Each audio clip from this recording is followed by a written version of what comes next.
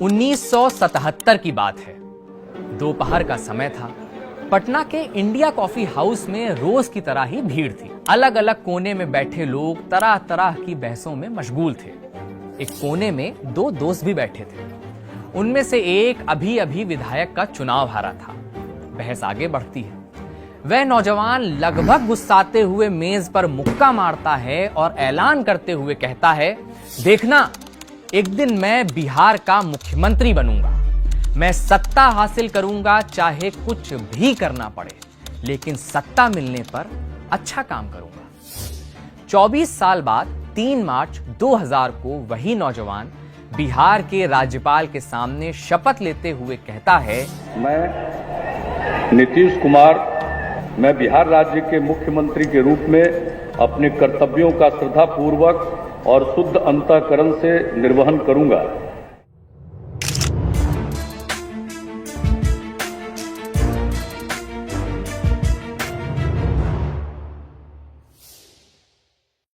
यह कहानी है एक ऐसे नेता की जो पिछले 20 सालों से बिहार की सत्ता पर काबिज है, जिसके राजनीतिक पतन का मरसिया कई दफा पढ़ा जाता है, लेकिन वह फिर खड़ा हो उठता है।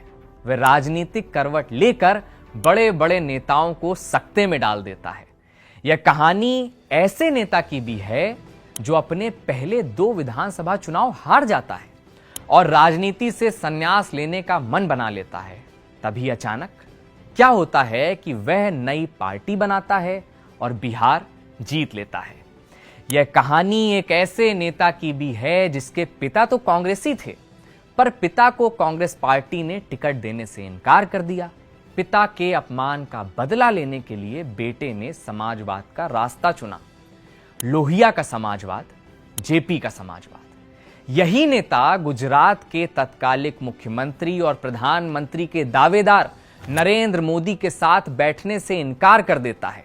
मोदी को सांप्रदायिक करार देकर भाजपा से 17 साल पुरानी दोस्ती को तोड़ देता है और अपने पुराने दोस्त और बाद के राजनीतिक शत्रु लालू यादव से जाकर गठजोड़ कर लेता है। और मुख्यमंत्री की कुर्सी वह तो हमेशा की तरह नीतीश के पास ही रहती है। आज हम जानने की कोशिश करेंगे कि आखिर कौन है नीतीश कुमार, क्या है नीतीश कुमार की राजनीतिक जमीन। बिहार को अगर राजनीति की पाठशाला यानी स्कूल ऑफ पॉलिटिक्स कहा जाए तो नीतीश इस स्कूल के हेडमास्टर हैं। नमस्कार, मेरा नाम है मुकुल सिंह चौहान और आप देख रहे हैं हमारा नया प्रोग्राम दुनिया रोज बनती है। पटना के पीएमसीएच हॉस्पिटल में मशहूर पत्रकार जनार्दन ठाकुर अपने बच्चे के पैदा होने का इंतजार कर रहे हैं। तभी वह देखते हैं कि पास के एक मैटरनिटी वार्ड से एक कुत्ता निकलता है। कुत्ते के मुंह में अभी अभी पैदा हुए बच्चे की एक नाल है। यह हैरान कर देने वाली खबर अगले दिन इंडियन नेशन में प्रकाशित होती है। 60 के दशक में इंडियन नेशन में छपी यह खबर उस समय के बिहार के स्वास्थ्य व्यवस्था की बदहाली को दर्शाती है। देश की आजादी के बाद श्री कृष्ण सिंह बिहार के मुख्यमंत्री बनते हैं। श्री बाबू लगभग 15 साल यानी अपनी मृत्यु तक बिहार के मुख्यमंत्री रहते हैं। उनके मरने के बाद बिहार की मुख्यमंत्री की कुर्सी पेंडुलम बन जाती है और बिहार समाजवाद की प्रयोगशाला। 1965 में लोहिया की अगुवाई में बिहार में ही संयुक्त सोशलिस्ट पार्टी की स्थापना होती है। इस घटना का जिक्र करना इसलिए जरूरी है क्योंकि 2 साल बाद पूरे देश में 9 राज्यों में पहली बार गैर कांग्रेसी सरकार बनती है। इन 9 राज्यों में एक राज्य बिहार भी होता है। महामाया प्रसाद सिन्हा बिहार के पहले गैर कांग्रेसी मुख्यमंत्री बनते हैं और कर्पूरी ठाकुर उप मुख्यमंत्री। यह बिहार के जमीन पर उपजी समाजवाद की पहली फसल थी। 60 के बीच का दशक नीतीश के लिए भी एक निर्णायक मोड़ साबित होता है। पटना से लगभग 80 किलोमीटर दूर बख्तियारपुर से सटे कल्याण बीघा नाम के गांव में 1 मार्च 1951 को नीतीश का जन्म होता है। पिता राम लखन सिंह पेशे से आयुर्वेदिक डॉक्टर हैं और घोर कांग्रेसी, लेकिन 2 बार पार्टी द्वारा टिकट देने से इनकार कर दिया जाता है। उनकी जगह पार्टी सुंदर देवी को विधायक का टिकट दे देती है। अब आपकी दिलचस्पी होगी कि कौन है सुंदर देवी। दरअसल सुंदर देवी दिग्गज कांग्रेसी नेता लाल बहादुर शास्त्री की बहन थी, जिनकी शादी पटना में ही हुई थी। सुंदर देवी से चुनाव हारने के बाद नीतीश के पिता अपने आयुर्वेदिक डॉक्टरी की ओर लौट जाते हैं। इसी समय नीतीश को एक स्कॉलरशिप मिलती है और वह इंजीनियर बनने के लिए पटना चले आते हैं। पटना के बिहार कॉलेज ऑफ इंजीनियरिंग में नीतीश का दाखिला हो जाता है। नीतीश इन्हीं दिनों लोहिया के विचारों से प्रभावित होते हैं और लोहिया विचार मंच के सक्रिय सदस्य बन जाते हैं। इसके बाद शुरू होती है नेतागिरी, जो आज तक जारी है। नीतीश के एक मित्र थे सुरेश शेखर। सुरेश ने ही नीतीश का परिचय लोहिया साहित्य से करवाया था। लोहिया को पढ़ने के बाद नीतीश ने इंजीनियरिंग से तौबा कर लिया। वे अक्सर सड़कों पर आंदोलन करते और भाषण देते देखे जा सकते थे। इन्हीं दिनों नीतीश ने बिहार इंजीनियरिंग कॉलेज के अध्यक्ष पद का चुनाव लड़ा और जीत भी हासिल की। नीतीश ने लोहिया को अपने आदर्श के रूप में क्यों चुना, इसका जवाब भी वे खुद देते हैं। बकौल नीतीश, मैंने कार्ल मार्क्स के दास कैपिटल को पूरा पढ़ा, लेकिन वह मेरे सिर के ऊपर से निकल गया। मार्क्स ने कहीं कास्ट का जिक्र ही नहीं किया है। यह कितना अटपटा है। कास्ट हमारी सबसे बड़ी रियलिटी है, लेकिन लोहिया कास्ट की बात करते हैं। लोहिया रोटी बेटी और अगड़े पिछड़े की बात करते हैं। इसीलिए लोहिया मुझे पसंद है। यह 1973 का साल था। 22 साल के नीतीश अपनी पढ़ाई के आखिरी साल में थे। नीतीश की शादी के लिए एक रिश्ता आया। यह रिश्ता पास के गांव से ही आया था। लड़की का नाम मंजू था। नीतीश ने पहले शादी के लिए आनाकानी की, लेकिन बाद में फिर वो तैयार हो गए। शादी तय हो गई, लेकिन इसी बीच नीतीश को पता चला कि लड़की वालों ने 22,000 रुपया दहेज में दिया है। यह सुनकर नीतीश गुस्से से तिलमिला उठे। नीतीश के दोस्त नरेंद्र सिंह बताते हैं, नीतीश बेहद गुस्से में थे। वह लगातार बोले जा रहे थे, यह शादी नहीं हो सकती। नीतीश ने शर्त रखी कि शादी बिना दहेज की होगी और शादी में किसी तरह का कोई समारोह या रीति रिवाज नहीं मनाया जाएगा। वह कोर्ट मैरिज करेंगे। यह नीतीश की जबान में राम मनोहर लोहिया का विचार बोल रहा था। कोर्ट मैरिज तो नहीं, लेकिन बेहद सादेपन से नीतीश की शादी संपन्न हुई। शादी के बाद नीतीश और उनकी पत्नी मंजू फिएट कार से पटना से बख्तियारपुर के लिए रवाना होते हैं। उस कार में एक और शख्स मौजूद होता है, कार का ड्राइवर, जिसका नाम है भोला प्रसाद सिंह। यह नाम याद रखिएगा, आगे इसकी जरूरत पड़ने वाली है। साल 1975। पटना के गांधी मैदान से जेपी ने संपूर्ण क्रांति का उद्घोष किया। पूरा देश सिंहासन खाली करो कि जनता आती है के नारे के साथ उबल पड़ा। इस आंदोलन की शुरुआत पटना विश्वविद्यालय के छात्रों से हुई। उन छात्र नेताओं में लालू यादव, नीतीश कुमार, सुशील मोदी, शिवानंद तिवारी, रविशंकर प्रसाद जैसे कई छात्र नेता शामिल थे। जून 1975 को केंद्र की इंदिरा गांधी सरकार ने देश में आपातकाल की घोषणा की। देश में मीसा कानून लागू हो गया। मीसा यानी maintenance of internal security act. Misa लगते ही गिरफ्तारियां शुरू हो गईं। नीतीश भी गिरफ्तार हुए, लेकिन चर्चा में नहीं आए। इसका अंदाजा आप इस बात से लगा सकते हैं कि आपातकाल की समाप्ति पर जब सारे छात्र नेता जेल से छूट गए, नीतीश जेल में ही थे। बाद में समाजवादी नेता किशन पटनायक ने उनकी बेल करवाई। नीतीश 1977 का लोकसभा चुनाव बिहार के बाढ़ संसदीय क्षेत्र से लड़ने वाले थे, लेकिन समय पर कागजात ना पहुंच पाने के कारण नॉमिनेशन ही नहीं कर पाए। लालू यादव और रामविलास पासवान इंदिरा विरोधी लहर पर सवार होकर सांसद बन गए। नीतीश ने इसी साल हुए बिहार विधानसभा का चुनाव जनता पार्टी के टिकट पर नालंदा के हरनौत से लड़ा। चुनाव चिन्ह हलदर किसान, और सामने कौन था? सामने था वही ड्राइवर भोला प्रसाद सिंह, जिसने नीतीश और उनकी पत्नी को शादी के बाद फिएट कार से घर छोड़ा था। नीतीश यह चुनाव निर्दलीय प्रत्याशी भोला प्रसाद सिंह से हार जाते हैं और एक दिन पटना के इंडिया कॉफी हाउस में अपने मुख्यमंत्री बनने का ऐलान करते हैं, जिसका जिक्र हमने एपिसोड के शुरुआत में ही कर दिया था। नीतीश ने 1980 का बिहार विधानसभा का चुनाव भी इसी हरनौत से लड़ा। इस बार भोला सिंह ने अरुण प्रसाद सिंह का समर्थन किया। नीतीश एक बार फिर विधायक बनते बनते रह गए। यह नीतीश के राजनीतिक ढलान का समय था। ऊपर से सब कुछ राख होता दिख रहा था, लेकिन राजनीति में जो दिखता है उसे सच मान लेना बेवकूफी है। राख के भीतर आग छुपी हो सकती है। नीतीश ने हमेशा राजनीति को इंजीनियरिंग की कसौटी पर ही कसा। उन्होंने 1984 का लोकसभा चुनाव नहीं लड़ा। वे जानते थे कि इंदिरा गांधी की हत्या से कांग्रेस को लेकर पूरे देश में सहानुभूति का माहौल है। इस बीच चुनाव लड़ना ठीक नहीं होगा। साल 1985 के विधानसभा चुनाव ने नीतीश के लिए बिहार विधानसभा का दरवाजा खोला। वे इस चुनाव को जीतने में कामयाब हुए। उसके बाद उन्हें कभी विधायक बनने के लिए तरसना नहीं पड़ा। इस चुनाव का जीतना नीतीश के लिए आसान नहीं था। चुनाव से पहले नीतीश ने अपनी पत्नी मंजू से वायदा किया था कि अगर वे चुनाव हार जाएंगे तो राजनीति से संन्यास ले लेंगे। मंजू, जो पटना के कंकड़बाग में बच्चों को पढ़ाती थीं, उन्होंने नीतीश को चुनाव लड़ने के लिए 20,000 रुपए दिए। यही तो राजनीति का जुनून है कि जिस नीतीश ने 22,000 रुपए दहेज लेने से इनकार कर दिया था, वही नीतीश अब 20,000 रुपए लेकर चुनाव लड़ रहे थे। इस जीत के बाद नीतीश ने कभी पीछे मुड़कर नहीं देखा। नीतीश ने 1989 का चुनाव जनता दल के टिकट पर बाढ़ से लड़ा। उन्होंने दिग्गज कांग्रेसी नेता राम लखन सिंह यादव को 75,000 से अधिक वोटों से हराया और वीपी सिंह की सरकार में कृषि राज्य मंत्री बने। यह वही समय था जब बिहार की राजनीति में लालू का उभार हो रहा था। कर्पूरी ठाकुर के मरने के बाद लालू पहले विपक्ष के नेता बनते हैं और फिर मुख्यमंत्री। लालू के मुख्यमंत्री बनने की कहानी हम लालू के एपिसोड में बताएंगे। फिलहाल इतना जान लीजिए कि नीतीश ने मुख्यमंत्री बनने में लालू की खूब मदद की थी। लेकिन ऐसा क्या होता है कि जिस नीतीश ने लालू की मदद की, वही नीतीश 4 साल बाद जनता दल से अलग होकर नई पार्टी बनाते हैं और लालू के खिलाफ बगावत का बिगुल फूंक देते हैं। और यह तब तक जारी रहता है जब तक वह खुद मुख्यमंत्री नहीं बन जाते।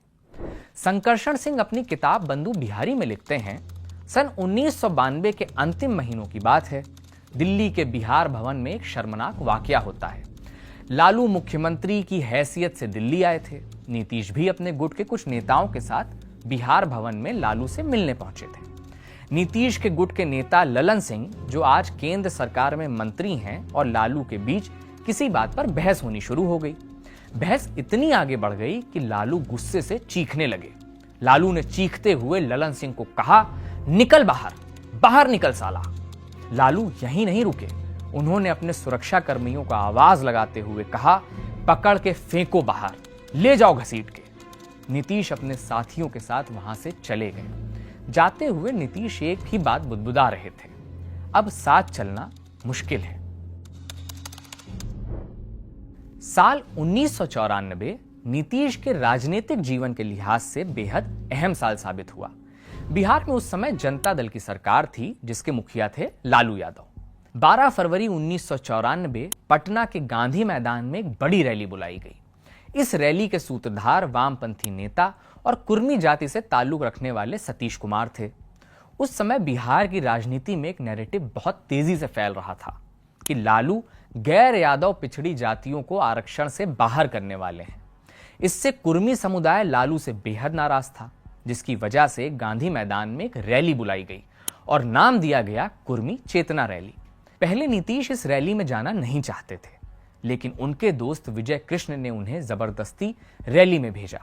नीतीश जब मंच पर पहुंचे, उन्हें विरोध का सामना करना पड़ा, लेकिन नीतीश ने बोलना बंद नहीं किया और अपनी ही पार्टी के मुख्यमंत्री लालू यादव पर हमला बोल दिया।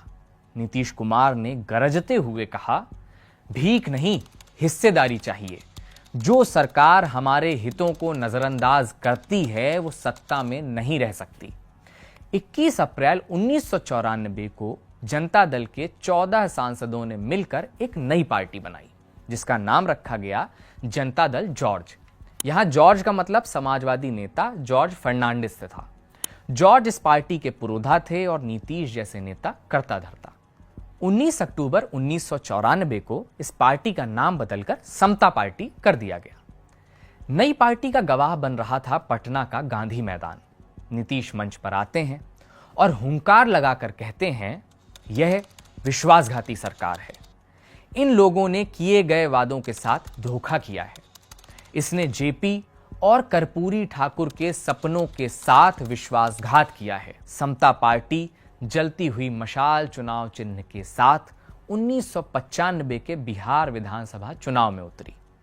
324 सीटों की विधानसभा में पार्टी ने 310 जगह प्रत्याशी खड़े किए, जिसमें 271 प्रत्याशियों की जमानत जब्त हो गई। समता पार्टी इस चुनाव में केवल 7 सीटें जीतने में कामयाब हो पाई। यह नीतीश के लिए किसी झटके से कम नहीं था। इस चुनाव में नीतीश ने एक और गलती की थी। वह गलती थी अतिवादी कम्युनिस्ट पार्टी भाकपा माले के साथ गठबंधन करना, और यह गठबंधन करवाया था नीतीश के पुराने राजनीतिक शत्रु भोला प्रसाद सिंह ने। जी हां, यह वही ड्राइवर भोला प्रसाद सिंह था जिसने नवविवाहित नीतीश की गाड़ी चलाई थी। 1995 का साल था, बीच का कोई महीना चल रहा था। पेशे से पत्रकार रहे बीजेपी के रणनीतिकार दीनानाथ मिश्र ने नीतीश के पुराने दोस्त सरजू राय से कहा कि वह नीतीश कुमार के साथ मुलाकात करवाएं। नीतीश और दीनानाथ मिश्र नई दिल्ली के एक रेस्तरां में मिले।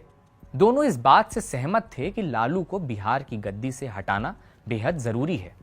आपको याद दिला दें कि जो नीतीश लालू के खिलाफ भाजपा से गठबंधन करने जा रहे थे, उसी नीतीश ने लालू द्वारा आडवाणी के रथ यात्रा रोके जाने और गिरफ्तार करने में लालू का सहयोग किया था।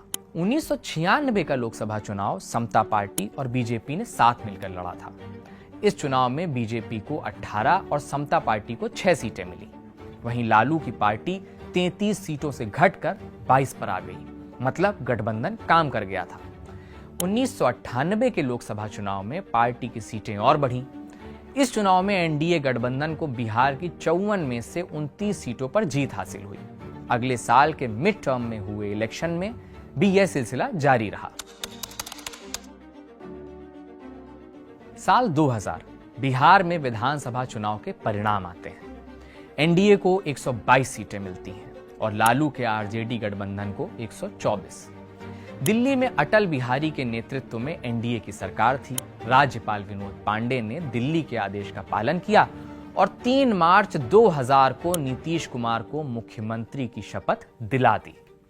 नीतीश बहुमत साबित नहीं कर पाए। महज 7 दिनों के बाद 10 मार्च 2000 को इस्तीफा दे दिया। कांग्रेस के सहयोग से लालू यादव की पत्नी राबड़ी देवी बिहार की मुख्यमंत्री बनती हैं। नीतीश बिहार से दिल्ली लौट गए और वाजपेयी सरकार में रेल मंत्री बन गए। 1 अगस्त 1999 को गायसाल रेल हादसा हुआ, जिसमें करीब 300 लोगों की जान चली जाती है। जिस नीतीश ने नैतिकता के आधार पर इस्तीफा दे दिया था, उसी नीतीश ने दोबारा रेल मंत्री बनना स्वीकार किया और केंद्र की अटल सरकार में 2004 तक रेल मंत्री बने रहे। इस तरह की राजनीतिक कलाबाजी के लिए नीतीश जाने जाते हैं। नीतीश ने 2014 के लोकसभा चुनाव में हार के बाद मुख्यमंत्री पद से इस्तीफा दे दिया और दलित समुदाय से आने वाले जीतन राम मांझी को मुख्यमंत्री बनाया। लेकिन कुछ ही समय बाद वे फिर से मुख्यमंत्री पद पर आसीन थे। साल 2003 में नीतीश की समता पार्टी का जनता दल यूनाइटेड में विलय हो गया। जेडीयू की स्थापना समाजवादी नेता शरद यादव ने की थी। फरवरी 2005 के बिहार विधानसभा चुनाव का परिणाम बेहद दिलचस्प आया। 243 सीटों वाली विधानसभा में लालू यादव की आरजेडी को 75, नीतीश की जेडीयू को 55, बीजेपी को 37 और कांग्रेस को 10 सीटें मिली। लेकिन कहानी में मोड़ तब आया जब रामविलास पासवान की लोक जनशक्ति पार्टी ने 29 सीटें लाकर सबको हैरान कर दिया। पासवान मुस्लिम मुख्यमंत्री की मांग पर अड़े रहे। नतीजतन बिहार में राष्ट्रपति शासन लग गया। लेकिन 6 महीने बाद हुए चुनाव में माजरा कुछ और था। नीतीश एक बड़े नेता के रूप में उभरे। उनकी पार्टी जेडीयू बिहार की सबसे बड़ी पार्टी बनी। जेडीयू को 88 और उसकी सहयोगी बीजेपी को 55 सीटें मिल गई थीं। 24 नवंबर 2005 पटना का वही ऐतिहासिक गांधी मैदान। नीतीश ने अपने शपथ ग्रहण के कार्यक्रम के आयोजन के लिए राजभवन की बजाय गांधी मैदान का चुनाव इसलिए किया ताकि पूरे बिहार को एक संदेश दिया जा सके। नीतीश ने जैसे ही कहा, मैं नीतीश कुमार, पूरा गांधी मैदान नीतीश कुमार जिंदाबाद के नारों से गूंज उठा। यह नीतीश थे और थी उनके गांव कल्याण बीघा से पटना के 1 अणे मार्ग तक की यात्रा। 2009 के लोकसभा और 2010 के विधानसभा चुनाव में नीतीश और उनकी पार्टी ने जबरदस्त जीत हासिल की। नीतीश खुद को दिल्ली के दावेदार के रूप में देखने लगे थे।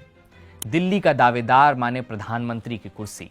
2013 में जब एनडीए ने गुजरात के तत्कालिक मुख्यमंत्री नरेंद्र मोदी को प्रधानमंत्री का चेहरा बनाया तो नाराज नीतीश ने अपना रास्ता अलग कर लिया।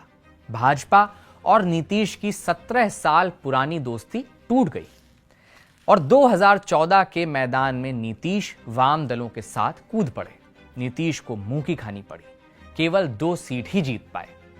नीतीश ने मुख्यमंत्री की कुर्सी से भी इस्तीफा दे दिया और जीतन राम मांझी को मुख्यमंत्री बनाया। नीतीश ने अगले विधानसभा चुनाव के लिए लालू के साथ हाथ मिलाया और 2015 में भाजपा और उनके सहयोगी दलों को करारी शिकस्त दी। नीतीश एक बार फिर बिहार के मुख्यमंत्री बन गए। जनवरी 2017 नीतीश ने भ्रष्टाचार का हवाला देकर लालू यादव से गठबंधन तोड़ लिया। 2019 का लोकसभा चुनाव और 2020 का विधानसभा चुनाव नीतीश ने भाजपा के साथ लड़ा। अगस्त 2022 में नीतीश ने एक बार फिर पलटी मारी। इस बार बना इंडिया गठबंधन और यह माना जाने लगा कि 2014 में जो नहीं हुआ वह अब होने जा रहा है, यानी नीतीश विपक्ष की ओर से प्रधानमंत्री के प्रत्याशी होंगे। लेकिन जैसे ही 2024 का लोकसभा चुनाव करीब आया, जनवरी में नीतीश कुमार आरजेडी को छोड़ बीजेपी के साथ आ गए। नीतीश की राजनीतिक कीमत तब और बढ़ गई जब भाजपा अकेले दम पर बहुमत लाने से चूक गई। नीतीश ने भाजपा का समर्थन किया। यह नीतीश कुमार की राजनीति की कहानी थी, जिसके कई और भी पहलू हैं। जब भारतीय लोकतंत्र में political party caste, class, religion और रीजन की पॉलिटिक्स करती है तो नीतीश ने जेंडर की पॉलिटिक्स को साधा। नीतीश ने महिलाओं के एम्पावरमेंट की बात की और सिर्फ बात ही नहीं की, उसे बिहार की जमीन पर उतारा भी। पंचायत चुनाव में महिलाओं को रिजर्वेशन देने से लेकर राज्य सरकार की नौकरियों में 50% रिजर्वेशन तक। किसी सभा में नीतीश से एक महिला ने कहा कि उसका पति शराब पीकर उसे मारता है। नीतीश ने शराबबंदी की घोषणा कर दी और बयान दिया, जो पिएगा वो मरेगा। जब नीतीश से उनके द्वारा किए गए सबसे बेहतर काम के बारे में पूछा गया तो उन्होंने कहा, मुझे अगर 20 सालों की बिहार की तस्वीर बनानी हो तो मैं साइकिल से स्कूल जाती लड़कियों की तस्वीर बनाऊंगा। 2025 का विधानसभा चुनाव दस्तक दे चुका है। नीतीश अब बूढ़े हो चुके हैं। कभी राष्ट्रगान पर ताली बजा देते हैं तो कभी अधिकारी के सर पर पौधे का गमला रख देते हैं। तरह तरह के उनके वीडियो वायरल हो रहे हैं। सवाल यह है कि क्या समाजवाद के इस आखिरी स्तंभ में दरार आ गई है? क्या नीतीश की राजनीति अब अपने ढलान की ओर है? तो यह नीतीश कुमार की कहानी थी, जिसे लिखा था हमारे साथी शुभम ने। हम फिर मिलेंगे दुनिया रोज बनती है के अगले एपिसोड में ऐसे ही किसी दिलचस्प किरदार के साथ। आप देखते रहिए जिस्ट।